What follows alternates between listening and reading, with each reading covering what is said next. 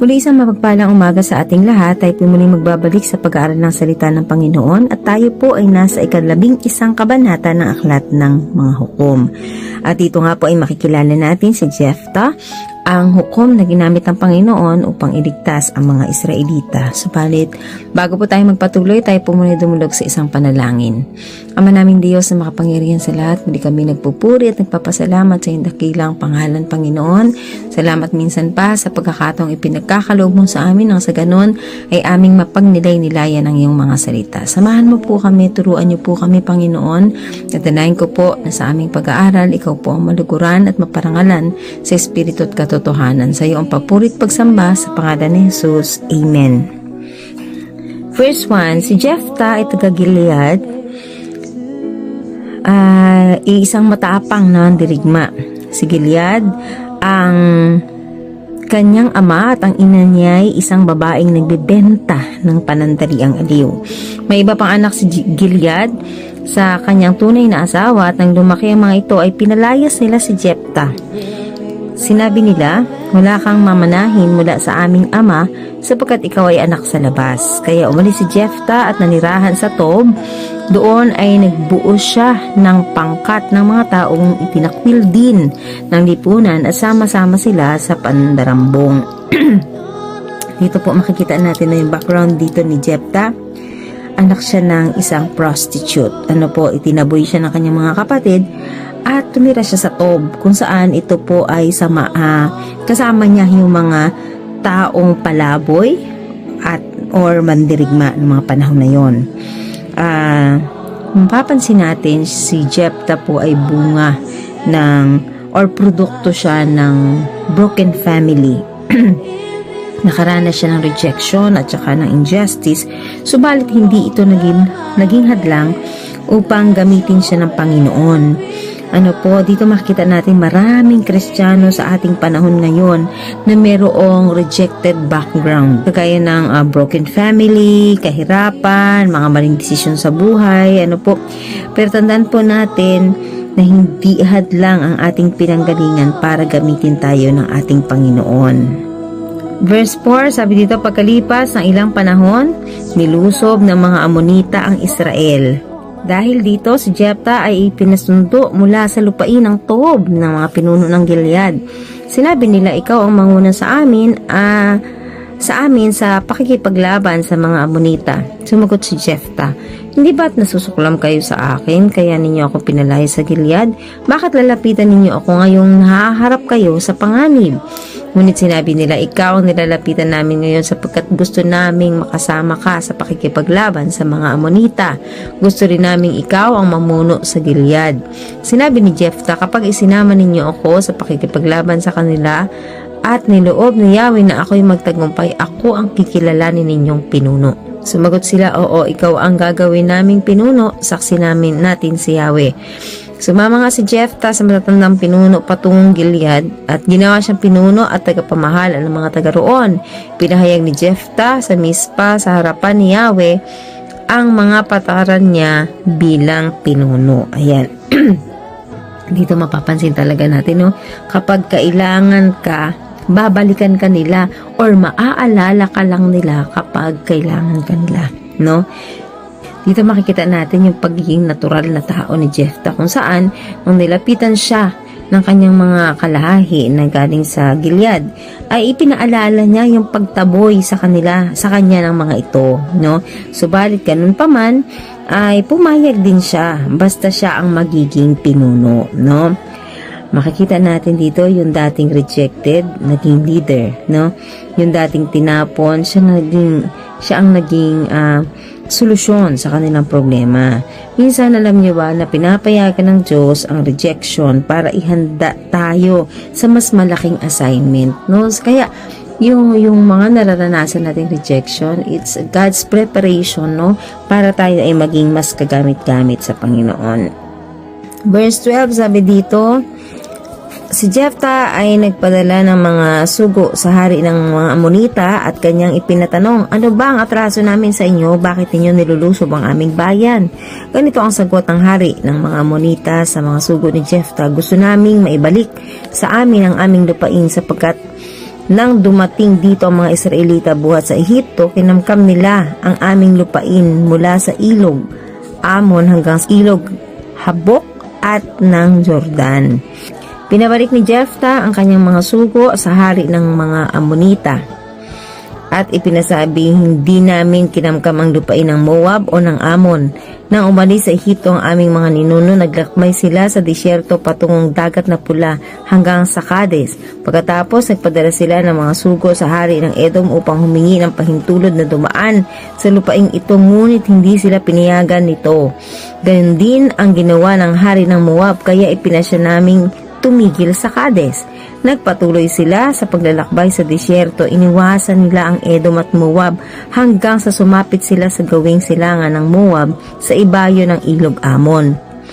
Nagkampo sila roon, hindi sila tumawid sa ilog sapagkat iyon ang hangganan ng Moab, at nagpadala sila ng mga sugo sa Hesbon kay Haring Sihon ng mga Amoreyo upang humingi ng pahintulot na dumaan sa lupain nito. Ngunit hindi pumayag si Sihon. Sa halip, tinipon ito ni Jahaz ang kanyang hukbo at sinlakay ang mga Israelita.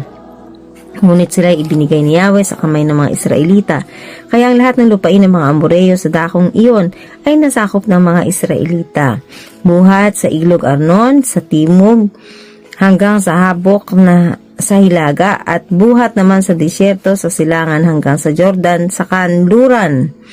Kaya si Yahweh ang nagtaboy sa mga Amoreyo upang ang lupain nila'y tirahan ng mga Israelita. At ngayon gusto ninyo itong kunin, inyo ng lahat ang ibinigay sa inyo ng Diyos sa ninyong si Semos. Ngunit huwag ninyong papakailaman ang ibinigay sa amin ni Yahweh na aming Diyos. Sa palagay mo ba'y may mas magaling kaysa kay Balak na hari ng Moab? Ni minsan hindi niya tinangkang digmain ng Israel. 3 taon nang nanirahan ang mga Israeli sa Hesbon, Aroer, sa mga bayan na paligid nito at sa mga lungsod na palibot sa ilog Arnon. Bakit ngayon lamang ninyo naisipang bawiin ang mga ito? Wala akong kasalanan sa iyo. Ikaw itong may kasalanan sa akin dahil sinasalakay mo ako. Si Yahweh ang hukom ang magpapasya ngayon sa Israel at Amon. Ngunit ang pasabing ito ni Jephthah ay hindi pinansin ng hari ng mga Amonita. Dito po makikita natin na bago siya lumaban, kinausap muna niya ang hari ng Amon. Ipinaliwanag niya ang history kung paano nakuha ng Israel ang lupain. Yan, tandaan natin po, makikita natin dito sa story na to na marunong si Jephthah sa kasaysayan ng Israel. Marunong din siyang makipag-usap bago makipaglaban. Hindi siya padalos-dalos. Kailangan talaga suriin natin, timbangin natin yung sitwasyon. Kaya tayo bilang mga Kristiyano, huwag tayo agad nagagalit. Pag nagalit yung isa, dapat magalit na rin tayo. Kailangan talaga nating magsuri. Huwag din tayong makikipag-away kasi hindi po yan magandang halimbawa. At unahin ang komunikasyon bago confrontation. Kasi mahalaga na nagkakausap tayo, na ipinapaliwanag natin sa isa't isa yung ating mga punto. Kasi kapag ang nangyari, confrontation agad, so walang maaayos na problema. Ang espiritu ni Yahweh ay lumukop kay Jephthah. Tinipon niya ang mga tao sa Gilead at Manases. Pagkatapos ay nagbalik sa Mispa, Gilead, at saka nagtuloy upang salakayin ang mga Amonita. Sumumpa si Jephthah kay Yahweh ng ganito, kapag pinagtagumpay ninyo ako laban sa mga Amonita, susunugin ko bilang handog sa inyo ang unang lalabas sa aking bahay at sasalubong sa akin pag-uwi ko. Ayan, so makikita natin yung ito, napaka-controversial nitong story na to, kung saan sabi dito ni Jephthah, anuman ang unang lumabas sa pinto ng aking bahay ay ihahandog ko sa iyo. Sabi niya dito. Bakit siya naman nata? Kasi maaring insecure siya, maaring kulang yung tiwala niya, or gusto niyang siguraduhin yung tagumpay. Tandaan natin mga kapatid, ang Espiritu ng Panginoon ay sumasa kanya bago pa siya namanata. Ibig sabihin, hindi kailangan ang panata para tulungan tayo ng Diyos, Hindi kailangan. And even dito makikita din natin talaga na talagang mahalaga po, no? Yung minsan gumagawa tayo ng panata kapag natatakot tayo. Yung bang tipong, Lord, pag binigay mo ito, maglilingkod na ako, Lord. Pag pinagaling mo siya, ganito, hindi na ako magkakasala. O kaya, Lord, hindi. Alam niyo yun, yung ang dami-dami nating panuhol kay Lord. But tandaan natin na hindi natin kailangang suhulan ang Diyos. Ano po?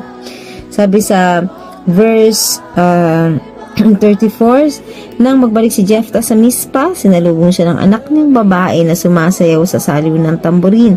Siya ang kaisa-isang anak ni Jephthah. Nang makita siya ni Jephthah, pinunit ang kanyang damit at buong paghihikahos na sinabi, anak ko, kay bigat na bagay nitong ginawa mo sa akin ngayon.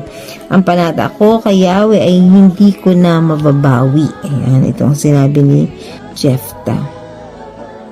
Okay, 36, sabi niya, sumagot ang anak ni Jephthah, kung may panata kayo kay Yahweh, ito pa rin ninyo iyon, sapagkat pinaghiganti niya kayo laban sa inyong mga kaaway ng mga Ammonita.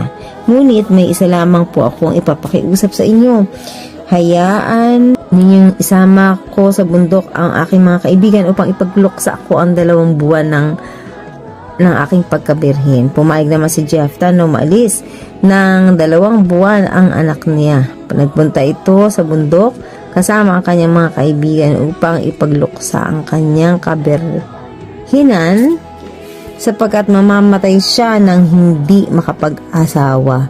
Pagkaraan ng 2 buwan, nagbalik siya sa kanyang ama at isinagawa naman ito ang kanyang panata kay Yahweh at siya nga'y namatay na isang birhen. Mula noon, naging kaugalian na sa Israel na taon-taon ay 4 na araw na ipinagluluksa ng mga kababaihan ang dalagang anak ni Jephthah. Ayan, ano yung unang lumabas? Ang kanyang nag-iisang anak na babae. Ano po?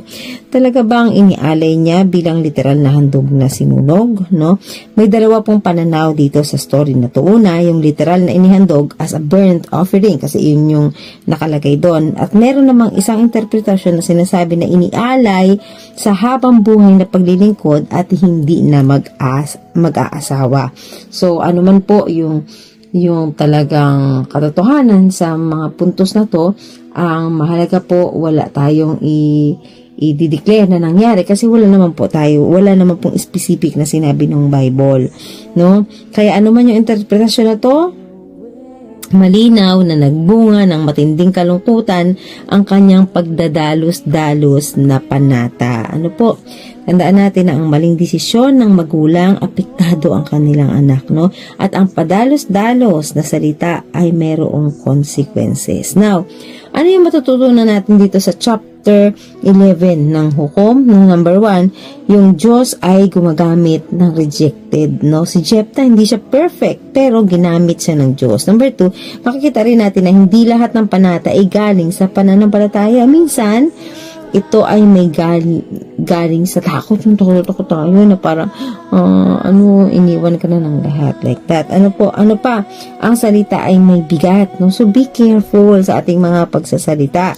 Yung sinumpa, yung pangako, at sinabing bahala ay nakita natin sa ating pagbabasa ng salita ng Panginoon. Number 4, sabi dito nga, yung victory without wisdom can lead to tragedy. Ano po, nanalo siya sa digmaan pero natalo siya sa tahanan. Kaya kailangan po yung ating pakikipaglaban dapat may kasamang wisdom. No po. Yan, sa ating panahon ngayon may mga taong madaling masaktan dahil sa rejection, no? May mga leader na may talento pero kulang sa spiritual maturity, no? May mga Kristiyano na padalos-dalos mangako sa Diyos at may mga magulang na ang desisyon ay may epekto sa anak. Kaya naman, dito makikita natin na sa buhay po talaga ni Jephthah, ang dami nating matututunan. Kaya naman, sana po napagpala tayo sa pag-aaral ng kanyang salita. Muli, pagpalain tayo ng ating Panginoon at kay Jesus lamang ang papuri.